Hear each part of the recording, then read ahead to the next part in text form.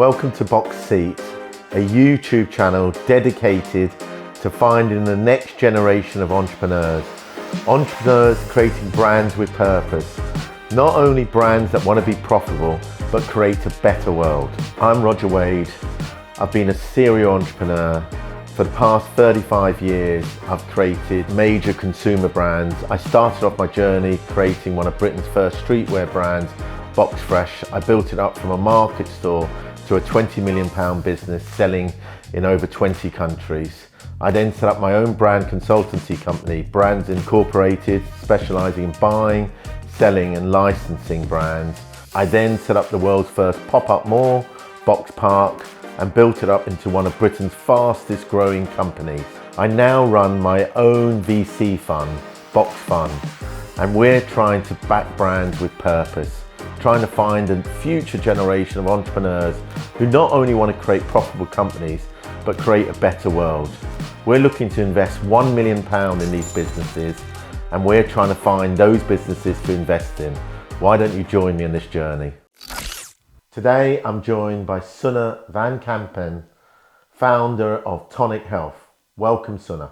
Why don't you start by telling us a bit about your entrepreneurial journey? You know, where did you grow up? How did you eventually develop your product? Tell us about your story. How long have you got? I can go all the way back to when I was 4. This is one of probably my first memories, weirdly. I was born in Amsterdam, as the name suggests, moved to England when I was 4.5, something like that. And I spent half a day sitting on the stairs in the house we were in, charging my parents 2p to go up or down the stairs. Oh, wow. And God knows why that was the game I wanted to play, but that was the game I wanted to play. And I've kind of always had that little thing in me, you know, selling sweets at school and trying every little thing or seeing little things that I wanted to do from a very early age. And then probably the first kind of real one that made a little bit of money was when I was 16. I had an eBay business, and that was, you know, selling CDs and other things on eBay. And, you know, as a 16-year-old doing £250 a week on eBay was not bad. Big, right? Yeah, and I was like, wow, this is insane, sending out 80, 90 parcels a week. And it was interesting. And then I was just like, I want to go play with my friends for a little bit. Yeah. And so I kind of stopped it. But always had this bug. And so even though I ended up going to university, then got a typical... What did you study?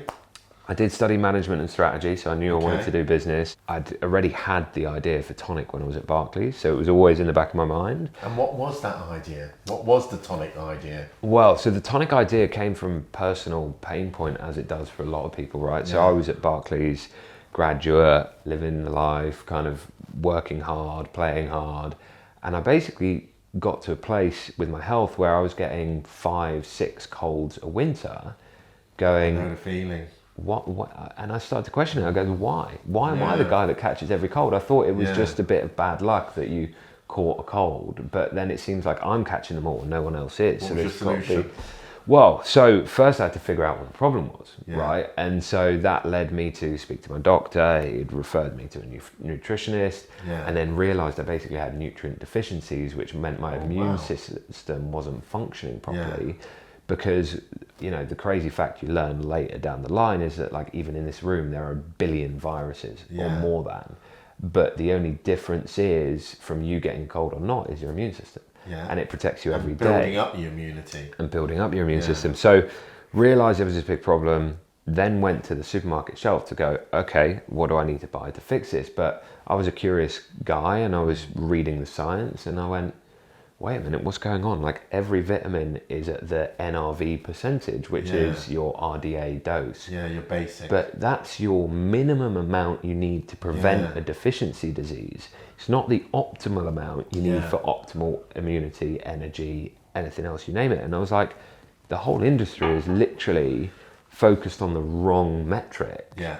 And I was like, that needs to change, because that will not help me from what I'd learned with my nutrient deficiencies. What I need are much higher doses.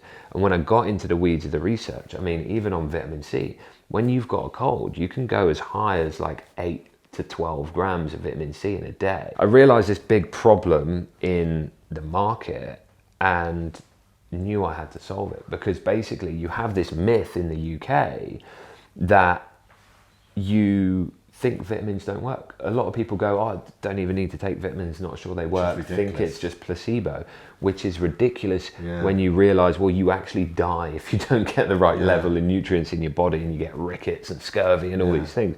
So they're fundamental to our health. But basically, I believe the industry has created such subpar products that people buy them, take them, notice no difference. And it's because of the dose. Vitamins are a natural product. You can't patent natural products. And as a result, you know, the max market cap of a vitamin brand that's grown in the last 10 years gets to about 300 to 500 million, right? The pharmaceutical companies are playing a different game. They're playing the $1 billion game here and there, and they want these patented drugs that can be the next $1 billion drug. And vitamins will never be able to do that, because if they work something out and do something unique in vitamins, there is a ceiling before the next guy copies in and the trends move on and something changes. Whereas if you've got that patent for 10, 20 years or whatever it is, you've got a blockbuster. There's a bigger industry behind medicines as opposed to using vitamins. You know, it's a much bigger, you know, machine out there. And as a result of that, you know, where doctors maybe should be encouraging you to, look, just take a really high dosage of vitamin C if you've got a really low immune system. That would be a starting point. You never really hear that. Well, no, you don't. And, you know, they don't get nutrition education in a medical degree. I think they do like 1-2 hour lecture on nutrition in their entire 7-year medical course. So it's not something that's within their knowledge base, right? And unless they go and have an interest and try and work it out for themselves, which some doctors are doing now, I do think there's definitely a movement into more natural health, and people are understanding the power of the human body and what it can do if you feed it the right nutrition. But there's just a lot more education that needs to happen around it. So you started finding out a bit more about vitamins. So talk to me of how that sort of translated into Tonic Health. I think you started your own sort of social media sites and eventually launch your own product. Talk me through that cycle. Well, so it got to the point, I left the baby food company. I then didn't have any money. So the next challenge was get some money to do the first production run. So I started an agency, did that for a couple of years, built up a bit of capital, and then that allowed me to start Tonic. But then really, I started a product business first, because I started vitamins first, knew I had this formula, knew I had the science behind me, knew it would be super powerful for people's immune systems because I'd fixed my own, and managed to get the money, did the production run, got the product out there, started in independent pharmacy, you know, literally knocking on local pharmacies, going to tell them about it, explain the science that I knew. By yourself? Well, yeah, literally like all the local ones, and then got an agency to help call more and get a broader reach essentially. So we started to build a bit of grassroots traction. We'd built up a few hundred pharmacies, independent pharmacies, because I thought those were the guys that can go do the education. They can tell their customers about what I've learned about the immune system and the dose and everything else. And, you know, that worked to an extent. And then COVID happened. And we'd managed to secure a contract to go into Holland & Barrett. So we launched in Holland & Barrett in September of 2020, when obviously then they shut the high street entirely a few weeks later. And so we had this kind of thing where we were very clear that we had a great product. It was out there. It was in 600 Holland & Barretts across the country. But no one was buying it. No one was in those stores. Online or anything like that? I mean, they were selling it online, but Holland & Barrett at the time didn't really have an online business that it transferred to. And so we were going, okay, wow, we've got this product. We know it works. We know it's powerful, but no one else does. And our route to market was originally retail, because we thought, when someone's got a cold, they stop off at a shop on their way home. That's what the insight was telling us. But then obviously COVID changed everything. And so we realized super early on that actually our biggest challenge was, how do we let people know what we know about the dose, about the science and what we've learned? And so we lent heavily into content.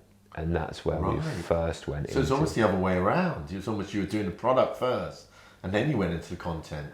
Yeah, I had no ambition to be an influencer. Right. That wasn't why I was doing this at all. I was doing it because I really saw this kind of market injustice where the entire vitamin industry was ignoring what science says should be the doses and should be how we formulate vitamins. And they were over here just doing something else for their profit margins, right? And so I was like, this is not right. I need to change it. And how am I going to do that? Well, I need to educate people. And so started with a newsletter. No one read it. How do you acquire email addresses? What do you do? Then we went into a podcast. We thought that would be the be all and end all. We got some great guests. I talked to doctors from all over the world that were literally on the front line researching COVID. Super fascinating, learnt loads, still wasn't getting the kind of traction we were looking for. And it was just like, okay, what do? We need to do something. And being a scrappy startup that didn't have loads of money, you couldn't rely on just meta ads to drive your growth. So we had to think creatively. And then, we started to go, well, TikTok's growing a little bit. Video on Instagram is starting to kind of be a thing, whereas before it was all just pictures. Why don't we try and create some videos? We had no budget, so what do? We walked down to the supermarket with a phone, film some stuff, right? And then just edited it and posted it. And we probably did 10 videos before we had one that just went viral and did 250,000 views. And what was the first one that went viral? The first one that went viral was actually wine. I mean, what was the post about? Well, so the post was actually about everybody drinks wine all the time, right? It's lovely. It's not healthy typically, but fine.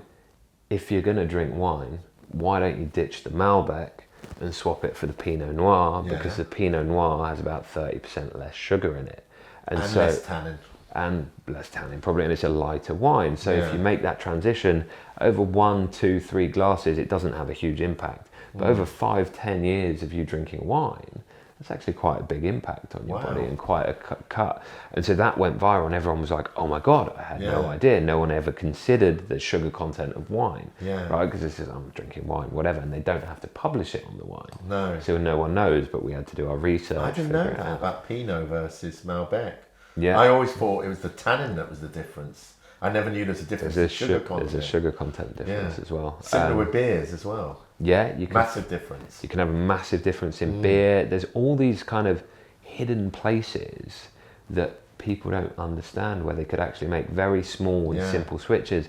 And it all actually came from a focus group that we did with our own customers and said, you bought Tonic, why did you buy Tonic? Why, are you looking to be healthier? If we're creating content, what sort of level of content are you interested in? Okay. And I'll remember it clearly, probably forever, that one guy said, look, we all want to be healthier. Doesn't matter where we are on our journey. Everyone has that little nag in the back of their mind that says, I want to be a bit healthier, but they just don't know how. Yeah. And how much time are they really going to invest to make that transition? Basically none. They didn't want to read our podcast, our newsletter. If there was a study in there, it was too long, it was too complicated, not interested. They want a quick fix. And they didn't want to listen to our podcast for an hour because it was too long. They didn't have an hour. So he was just like, tell me the answer and I'll do it. And so we took that into our video content and everything we did was under 60 seconds. And we were like, swap this for this because here's why it'll make you healthier. Yeah. And it just took off. Wow. And then you say the rest is history, I guess, but I mean, we've still got a long way to go, but now we're doing 45 million plus organic views a month. We've got over 1 million followers across TikTok and Instagram combined, and it's just growing all the time. And which one's your biggest channel? Instagram's bigger than TikTok. Yeah. Yeah. It's really interesting because it's almost the thesis of our whole investment process, which is we believe that the future of all consumer brands will be brands that are going to be better for you. Brands that have got purpose behind them. So if you've got brands like Coca-Cola, for instance, we don't think in 20 years' time that they'll exist in its current form because of all the E numbers that are in there. And you can say that you've got some, Coke Zero or whatever, but you might look at saccharin or whatever the sugar replacement is and go, actually, we found out that's really bad for you. And I can see a world within the next 10 years, and certainly with the advent with the advances within quantum computing, where you're going to know everything about what is going in your body from an atomic level and what is happening to your body from atomic level. And I literally think that the future generation, they're just not going to have certain brands anymore. They're going to literally look back at our generation and go, "What you had that? Are you joking? Yeah. You're crazy." Well, I mean, look, these businesses got away with it for 50 years because we didn't know. Yeah. Right? And the only information you got was through the TV or the newspaper, which wouldn't talk about these things. So now, this social media world that's happened, you know, there are downsides to it as well from a mental health perspective and other things. There can be misinformation. There's been some recent bits with Stephen Bartlett where he's accused of misinformation, but maybe he's putting an alternative viewpoint. Let's see. In 20 years' time, the amount we will know, the amount collectively, you know, we've done over 350 million views this year on social. How much education is that driving into the population that would have never have had that education before? And we've been told by other brands, like, can you just stop talking about us for a little bit because we're selling out. So we know we're driving real change in the supermarket at an accelerated rate, to the point where also Tesco are asking me to come and talk at their bakery and dairy conference about the future of health. So I'm now actually getting to impact the supply base and the entire Tesco business about how to be healthier, because they see it as a growth opportunity ultimately. Okay, so let's bring it back to Tonic. Okay, so I'm a really great believer that the fundamentals of any startup is about product, it's about the customer acquisition strategy, and it's about the team. Forget about the spreadsheets and all of that. I think they're just, you know, it's too early stage to really be led by the data of the spreadsheets. You know, it's the fundamentals at the moment. So let's talk about your fundamentals. What makes your product special? Well, so for us, it's all about max strength doses without the junk. Very simply, you know, we are a mass market vitamin brand because that's where the bulk of the nutrient deficiencies are in the UK. You know, 3/4 of the population are deficient in at least one nutrient, and it's by and large the portion of the market that's shopping in the supermarket, eating too many ultra processed foods, not getting enough vegetables. As a result, they have deficiencies. And the way to solve that is through an affordable, accessible vitamin product that gives them those higher doses. Okay, so like I go along and I take Barocca. Let's say that was my entry level, like multivitamin drink, multi-mineral drink. And then when I've spoken to my doctor before about vitamins, he said, you know, as long as you get your daily vitamins, you know, amount, that's enough. How are you different from them? Why should I be taking vitamins from Tonic as opposed to something that's in the market like Barocca? Do I really need these higher doses? You know, and what do they do? Well, you do. So there's quite a clear base of literature in the science that shows your RDA dose that's on most packets, like a Centrum or a Barocca, is the minimum amount you need to prevent a deficiency disease. Because from a national governmental health perspective, that's all they've cared about. We don't want you going into the NHS with scurvy and rickets. Fine, but actually what can these nutrients do? How can we optimally function? And that's what the science has started to show. And there's this huge gap basically in those two things. So like if you take us versus Barocca, we're 3 times stronger than Barocca. And then you'll get the myth or misconception of people going, well, if you take too many vitamins, you just wear out.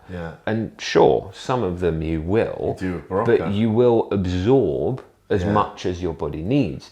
And that's dependent on you and your personal situation. And so when you've got 3/4 of the UK with a nutrient deficiency, it's quite clear we all need more. And to correct that, we need higher doses. And so your body will absorb more when you're nutrient deficient. Your body will absorb more when you play sport. Your body will absorb more when you're sleep deprived, stressed, when you when you're sick, you'll absorb more. So there are all these instances where the more pressure we put on our body, the more nutrients we need. But we're stuck in an old world view of, well, you're RDA and this is what you need. And so from a defensibility point of view in product, right, no other vitamin business can do what we do in their current state in the UK because they're these big 50 to 100 million pound incumbents that have been that way for 40, 50 years. And so to make that change in dose to our level, it would cost them 10 to 20 mil in margin, which no board in their right mind is going to sign off, right? But we can, because we started that way. Well, you've got to be better. And we've got to be better. Yeah. And we still have healthy margins. Part of the challenge in this industry is that they've been grossing 80 to 85% margins forever, which I think is too high. Yeah. And they're ripping off the consumer. And so we're just lowering that base for ourselves a bit and investing the difference in dose and quality of our nutrients. So on ours, in our daily immunity, you'll have 1,000 milligrams of vitamin C, and we can get up to 90% absorption through that liquid. Wow. But vitamin C is a very affordable vitamin. Yeah. And so we're selling a drink a day at 45p a day at our base price. And then with multivitamins in there? Well, there's 10 other vitamins, minerals and plants. I think you've got it here. Show me it. So we've got, that's our energy and hydration, but Yeah. we'll have a broad range. That one's got 15 vitamins, minerals and plants. Okay, so what vitamins is in this? So that one's more of vitamin C.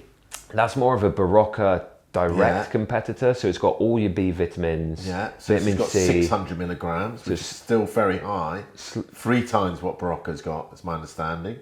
So in a nutshell, what makes your product special to the existing mass brands like Barocca?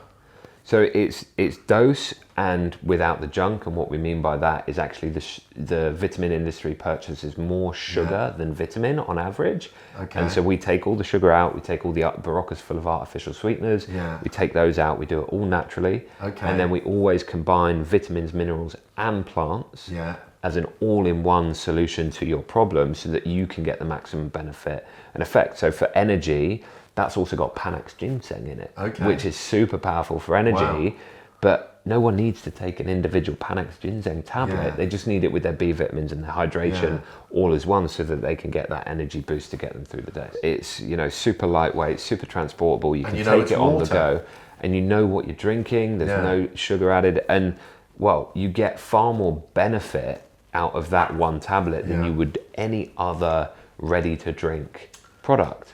And in terms of a price point, like let's just compare it to Barocca. That's just a brand that I know, okay? Yeah. What's your price points like? 20% more expensive. So what that actually means is Barocca's 37p per tablet per day. We're 45. But I've just looked at some of your concentration strengths there, and you had 3 times the amount of vitamin C. Yeah. So you're saying that really it's not about the price per tablet, it's about what's in that tablet. I'm going to wait there. Hold on. I'm going to get my Barocca out. You grab your one, and I'm going to read out some of these. Live demonstration. Okay. Vitamin B1. B1. I've got this. This is like top trumps. I got 12 milligrams. I got 15. Oh, vitamin B2. So, right, we've discussed product, we've discussed pricing, yes. Yeah. We've established that it's a little bit more expensive than Barocca, but the reason why, it's a better quality product. Okay. Let's talk about distribution. So, what's your current distribution? What are your distribution channels? Speak to me about that. Well, so my view is that people shop where they shop. Right? They have their own behaviours, their own ways of doing things, and the more distribution points you're in and the more places you're present, the greater awareness you have ultimately. So we went omni-channel from the beginning. We started in retail, and then COVID happened, and then we had to figure out D2C. But we're now, Tesco, Sainsbury's, Asda, Morrison's, over 7,000 distribution points in the UK. And then we've got Amazon and D2C as well. And all channels growing very nicely. And give us some rough percentage splits. So right now we put D2C and Amazon together. Okay. So 60% D2C, 40% retail. Okay, wow. And I noticed on your website that you're doing subscription. We do subscription. I'm not the biggest fan of subscription. I think it's a bit of a whole fad thing. Why are you doing subscription?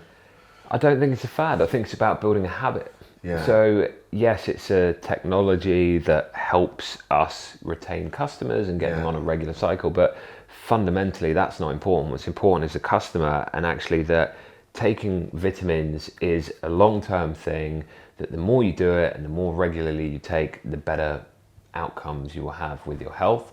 So we want people to create that new health habit that they stick to, which is why we do sell subscriptions, and we sell everything in 60-day packs. Because if you look at the science of how long it takes to build a habit, you need to be doing something every day for about 60 days before it really. So when you're saying you're getting a delivery once every 60 days? Yeah. Okay. And what percentage of your business is subscription from that D2C? We're probably about 40% subscription.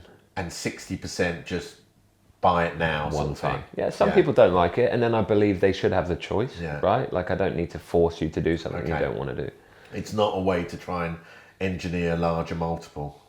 No. Because obviously you got this fad, didn't you, with people doing subscription businesses, and every other investment that'd be offered would be subscription, and there was just some really ridiculous examples of subscriptions. Like I got offered subscription condoms. I was like, well, that's a bit presumptuous, isn't it? That's quite presumptuous, yeah. Very presumptuous. But I mean, look, from a business point of view, helps with your retention. You build a relationship with that customer. They're far more sticky. I mean, we can see it in the data that once they're a subscriber, far more sticky and far more valuable to us as a business than someone as a one-time purchase customer. But at the end of the day, I believe, you still have to have the right proposition and do it for the right reasons that make sense. Otherwise, they'll just cancel, because it's easy to cancel. And it makes sense with vitamins because it's a repeat purchase, isn't it? So, and when you're buying from Amazon, they'll offer you a subscription as well. What percentage of your direct-to-consumer is Amazon? So it's as opposed to direct on your own channels? So it's about 30% Amazon. Okay. 70% D2C. Yeah, it's tough, isn't it? Because you literally just do get an Amazon customer. It's huge. I mean, actually, if you put Amazon in the retail bucket, they'd be our biggest customer. Bigger than Tesco. Yeah. So. And have you been seeing that grow with them? Yeah, I mean, I think we're 300% up year on year with Amazon. And then how are you competing with all the vitamin brands on Amazon? Because, I mean, literally you can get every single brand under the sun from them, and how do you compete? Because there's a lot of own brand stuff there. You've never even heard the name before, and you're not really buying on name. You're sort of almost buying on cost per piece or the amount of concentration of a certain vitamin in there. Well, look, you'll always have a role. In the supermarket, that's own label, right? And in Amazon, that's these random brands that sell cheap stuff from God knows where. A lot of it's produced out in China, and God knows what's actually in it. But the point is, our go-to-market strategy is actually about trust. Because most people, by and large, don't really understand the nutrition science the way I do, the way I've learned it for 10 years, and they don't actually know what the difference is. And you saw how small that writing was on the packaging. If you're going to actually interrogate it and try and figure out, you need to stand there for 10, 15 minutes in the supermarkets and kind of comparing everything, and it's too complicated. And so what most people do in vitamins is they default to something they know or they trust. Which is why if you look at Vitabiotics, their entire advertising budget goes on posters with David Gandy or Tess Daly, and it just says, we're the #1 trusted vitamin brand in the UK, and it's based on they're the biggest by volume. But the reality is that was the trust model of 10 years ago when people believed billboards. In today's world, people get their trust and their authenticity through social media. And that's why we've built this community, because we're basically trying to shortcut the trust in the industry. So people go, oh, I know Tonic, they've been helping me with my health journey in the supermarket, so I trust that his vitamins are going to be good and I'll give them a go. Do you think you're going to lose some of that trust amongst your community when they also realise that you're selling your own product?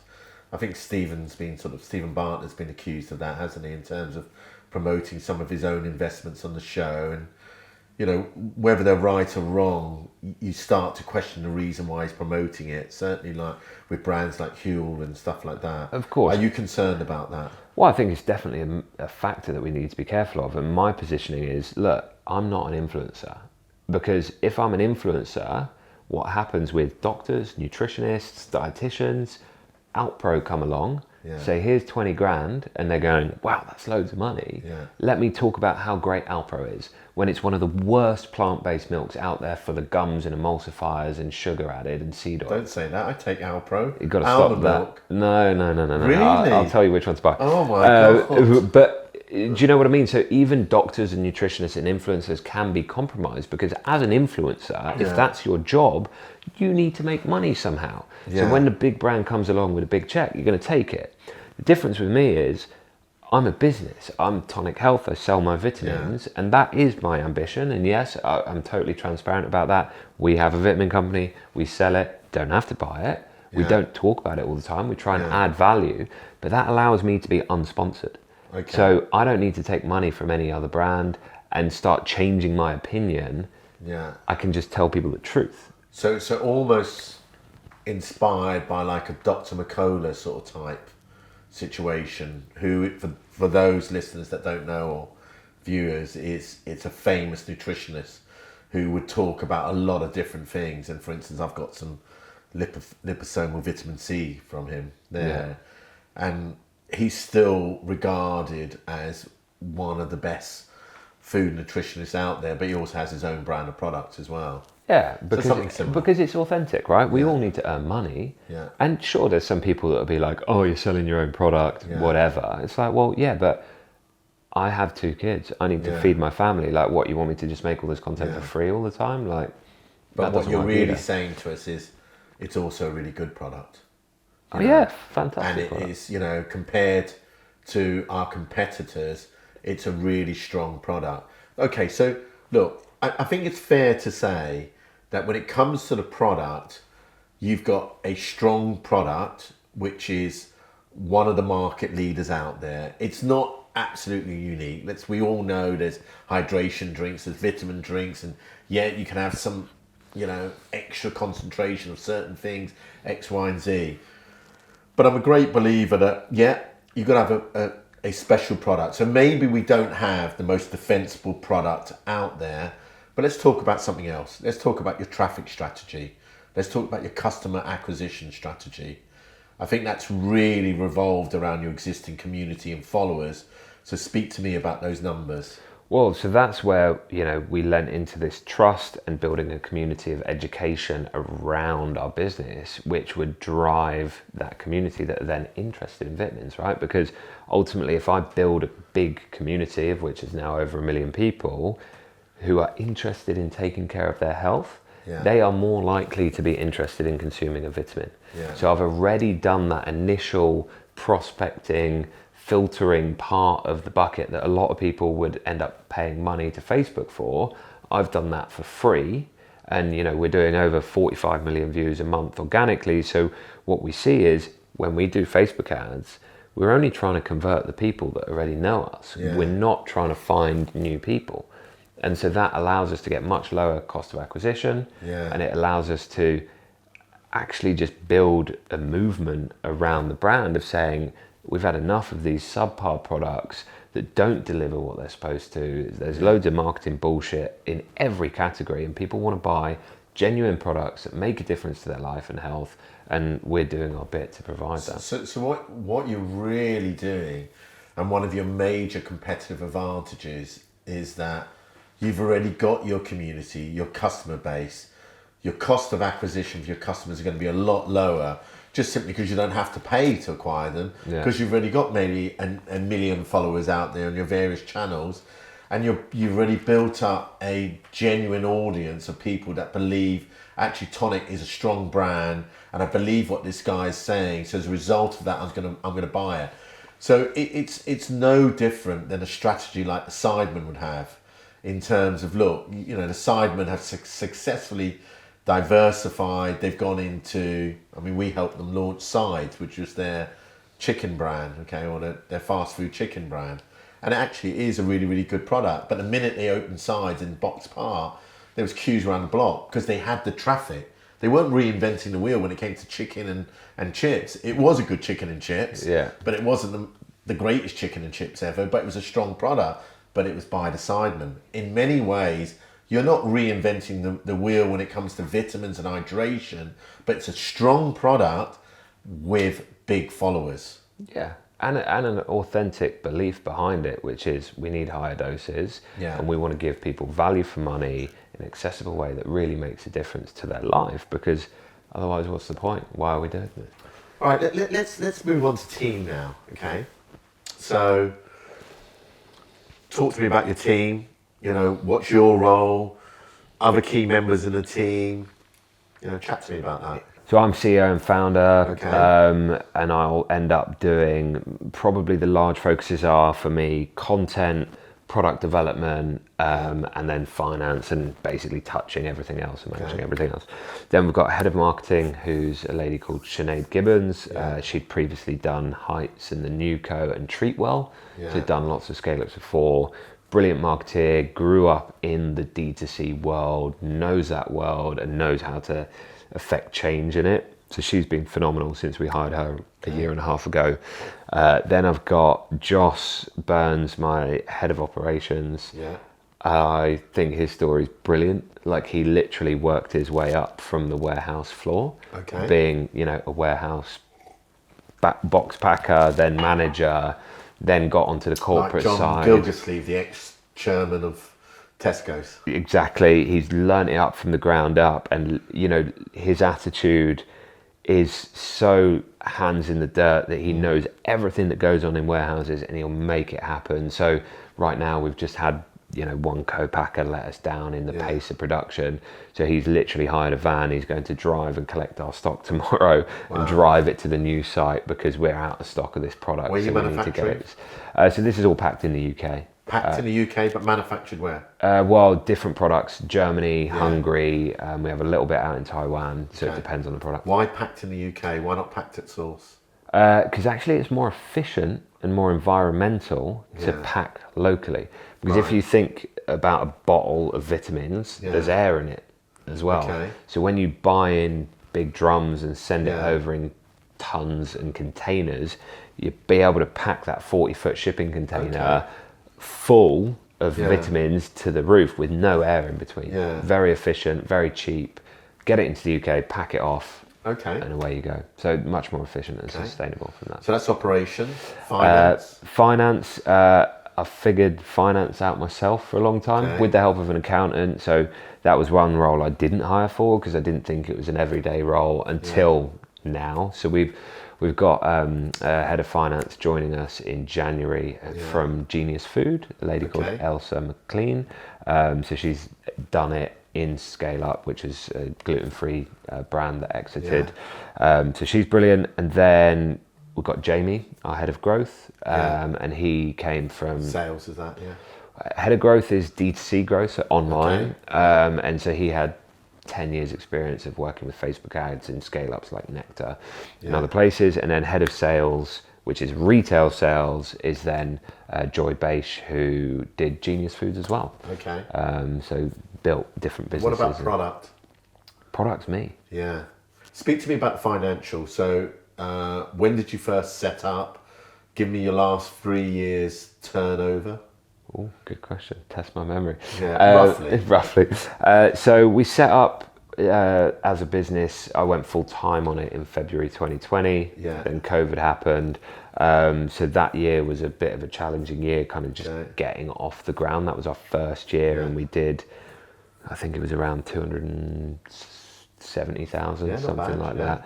But then, we had a bumpy second, which got about to 445 in that region.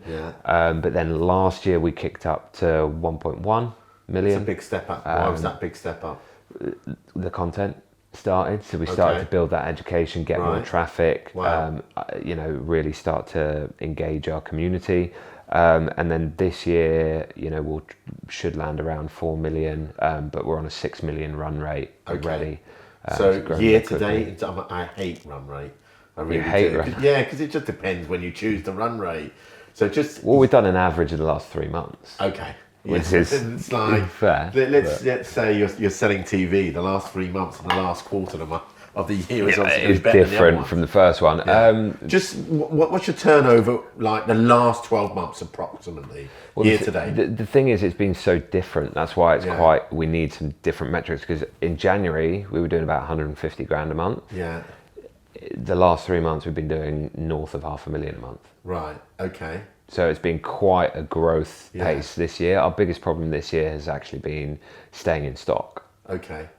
So what you're predicting at the moment in terms of turnover? For this year, 4 million. 4 million. Okay. Profitability? Should be about break even, if not negative, maybe 60 to 100, dependent on just how far we push growth. Why are you not profitable on a £4 million business? Well, where's the real costs in the business? Well, we could be, right? Yeah. So there's always a choice between investing to grow further and taking profit. And so we could turn everything off today and immediately we'd be profitable, because we'd turn off Facebook ad spend and we'd be profitable.